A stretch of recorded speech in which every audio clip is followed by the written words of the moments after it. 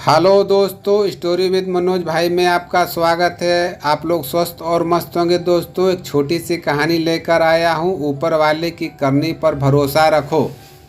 बहुत समय पहले की बात है।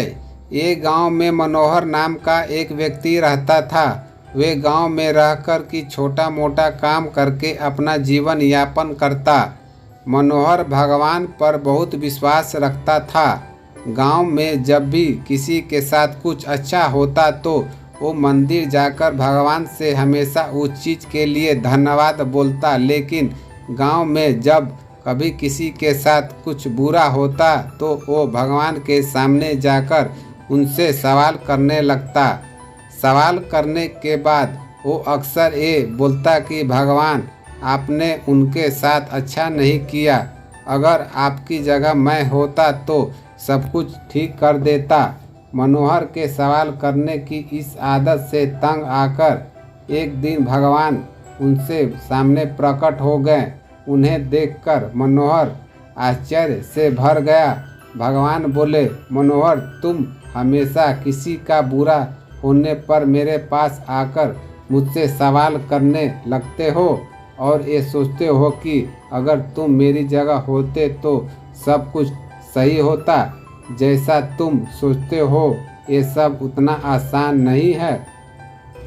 मुझे हर किसी के लिए सही व्यवस्था करनी पड़ती है। एक जगह पर खड़े रहकर धैर्य से लोगों की प्रार्थना, सुख दुख, गुस्सा, ये सब सुनना और किसे क्या देना है या किसी से क्या लेना है, ये सब तय करना आसान नहीं होता। मनोहर बोला, प्रभु, आपका काम तो आसान ही है। आपकी तरह मैं भी दिन भर धैर्य के साथ एक जगह पर खड़े रहकर ये सब कर सकता हूँ। मनोहर की बात सुनकर भगवान बोले, ठीक है, अगर तुम्हें लगता है कि तुम ये सब कर पाओगे तो आज पूरे दिन मेरी जगह खड़े रहकर तुम मेरी ज़िंदगी जियो। लेकिन एक बात ध्यान रखना, मंदिर में हर कोई अपनी इच्छा के अनुसार कुछ न कुछ मांगेगा। कुछ अच्छा बोलेगा तो कुछ बुरा बोलेगा।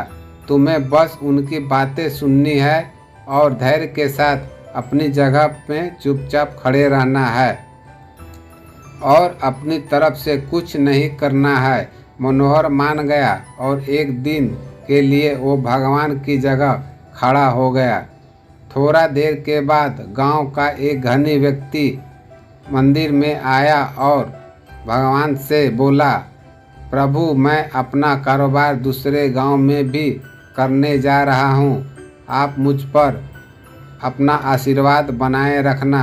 प्रार्थना पूरी करने के बाद जब वो धनी व्यक्ति भगवान के पैर छूने के लिए नीचे झुका तो उसकी जेब से पैसे की एक गड्डी गिर गई।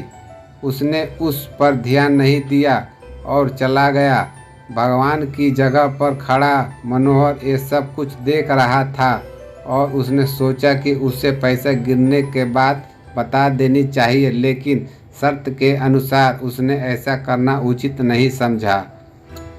उसके जाने के तुरंत बाद मंदिर में एक गरीब व्यक्ति आया और उसने भगवान से कहा, प्रभु, गरीबी के कारण मेरे परिवार में 2 वक्त की रोटी मिलना भी मुश्किल हो गया है और ऐसे में मेरी माँ भी बीमार हो गई है। उसके इलाज के लिए भी मेरे पास पैसा नहीं है। प्रभु, मेरी मदद करिए। ऐसा कहकर जब वो गरीब व्यक्ति भगवान के चरण छूने लगा तो उनकी नज़र उन गिरे हुए पैसों पर पड़ी और भगवान का आशीर्वाद समझकर उसने वो रख लिए। मनोहर इस बार भी कुछ नहीं बोला और उसने गरीब व्यक्ति को वो पैसे ले जाने दिए। थोड़ी देर बाद मंदिर में एक व्यापारी आया जो कि समुद्र के रास्ते अपना व्यापार किया करता था। भगवान के पास आकर वे बोला, प्रभु, व्यापार की वजह से मैं 1 महीने के समुद्र की यात्रा पर जा रहा हूँ। मेरी गैरहाजिरी में आप मेरे परिवार का ध्यान रखना और मेरी यात्रा को भी सुरक्षित बनाना। वह व्यापारी जैसे ही प्रार्थना पूरी करके मंदिर से निकलने लगा, इतने में वो धनी व्यक्ति पुलिस लेकर मंदिर में आ गया और उस व्यापारी की तरफ इशारा करते हुए बोला, मेरे बाद इस मंदिर में यही आया है और मेरे पैसे की गड्डी इसी ने ही मिली होगी, आप इनसे पूछताछ करिए। उस व्यापारी ने पुलिस को काफ़ी समझाया कि वे गड्डी उनसे पास नहीं है, लेकिन पुलिस ने उनकी एक न सुनी और उसे पकड़कर ले जाने लगे। भगवान बने मनोहर से ये सब कुछ देखना नहीं गया, क्योंकि उनकी आंखें के सामने अन्याय हो रहा था और वो सोचने लगा कि अगर मैं कुछ नहीं बोला तो एक बेकसूर व्यक्ति को सज़ा मिलेगी और जो कसूरवार है वो आराम की ज़िंदगी जिएगा। लाइक शेयर सब्सक्राइब करना ना भूलें।